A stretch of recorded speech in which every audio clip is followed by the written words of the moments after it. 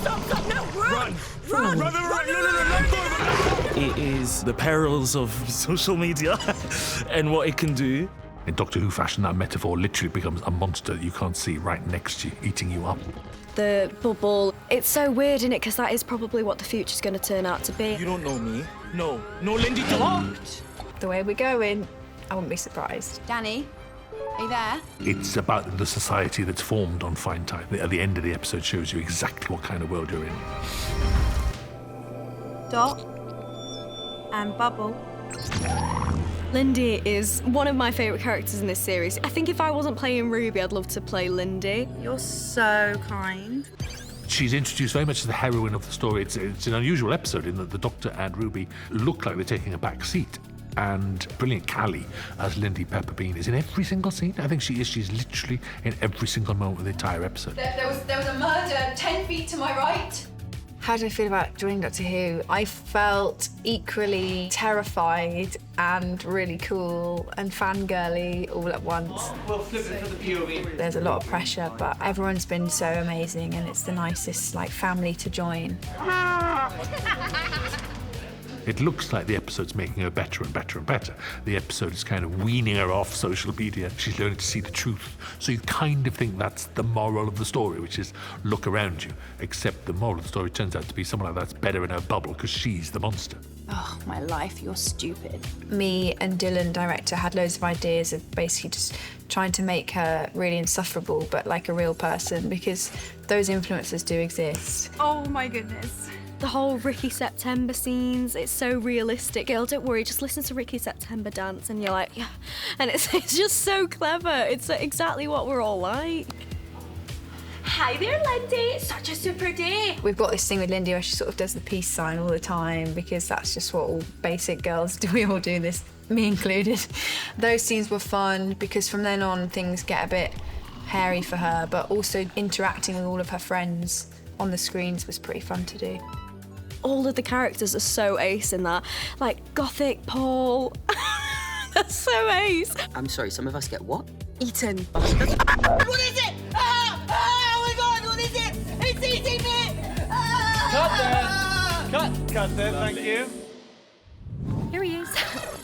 Oh, just leave me alone, will you? This is just getting so ridiculous. The scenes in Ep 5 when we're literally just talking on like a Zoom sort of thing to Lindy was the easiest day of my life. We had an auto cue all day.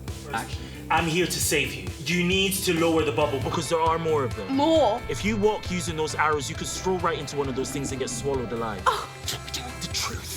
Learning your lines on the spot was multitasking like I've never done before. That's great, and everyone does this stuff. But the lighting was really good, and so my cheekbones looked good.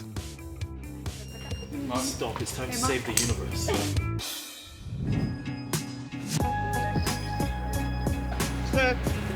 Action!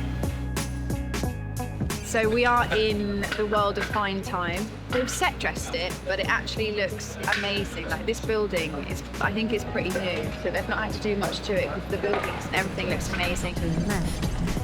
We wanted to create this kind of incredible futuristic landscape set, 6,000 years, say, in the future. And yet we were trying to film it on a kind of real location, which was Swansea campus. Because the university's so new, it looks like you're in like Universal Studios. In post-production, we're also going to do a lot of VFX work on the space to kind of extend buildings to make them look much more kind of futuristic and sort of Blade Runner-y. So because we knew we were filming this the first week of January, we had a very open and robust conversation about the weather. It's on the coast, the wind is quite strong there. There was no way it was going to be peaceful and sunny and all those things. So what we decided to do was record with our lovely weatherman Will, lots of different versions of the weatherman.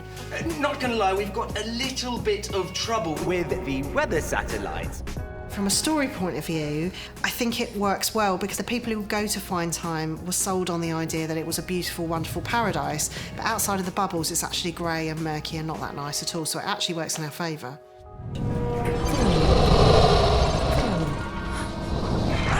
Stop, no, run! It's weird thinking of a slug for that villain. There's two villains in that episode. It's technology and the slug. They're all horrible in that episode, but it's so gripping. So the man-traps are this monster in the episode who invade Fine Time and they start to kind of eat people alphabetically. If those things are eating in alphabetical order, they're not bugs from the outside. They have been created. The man-trap was created by Neil Gorton and his team at Millennium FX. There was a lot of conversation about what it would look like, how big it would be. We settled on kind of a snail-like slug thing. Conversations go on about how a giant slug is going to eat somebody. There's a big digital crossover, so some of it, you will see it will be digital, some of it will be that practical thing. Having something there for real, you can see how the skin, how the colours of the skin, the feeling of wetness reacts with the lighting and the scene, so it gives us a direct reference that we can just A/B with. It is a much better way of getting to a high level of realism, and having that there as a reference is really, really useful. They've got 3 people inside them, operating them. Actually 3, room for 1 more. Is there? Room for 4. Have you gone in one? I had a look, yeah. Yeah. Paul Casey is our brilliant movement director who is kind of in charge of operating the monsters. There's sort of tentacles that move, the lip comes down and that moves, the head moves. The nodules are animatronic, so they just run themselves. And then obviously we call them the doors and then the fingers. Hiding place, please. To the left.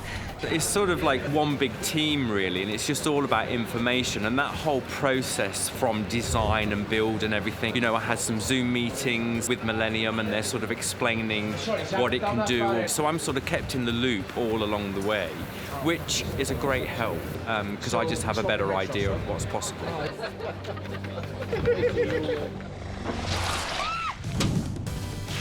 Oh my gosh.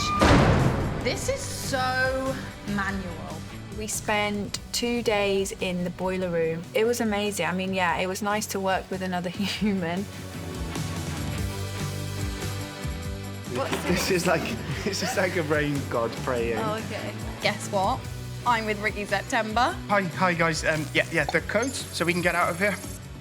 So we decided to build the boiler room, and the art department did this amazing job of creating those big sort of piston-type engine things, which looked really rusted, but they weren't. They were just painted, but they looked really real. What that allowed us to do was shoot for 2 days and get that fight, because it was a really complicated fight, absolutely right. So we needed really for it to be completely controllable. I said dot off!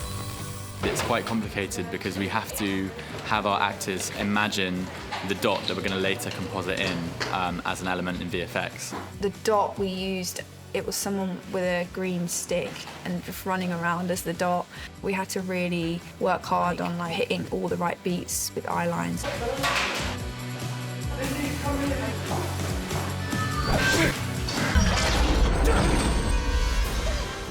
His surname is Coombs. He was born Richard Coombs because I know everything about him. He changed his name to Ricky September when he reached 50,000 followers. Lindsay.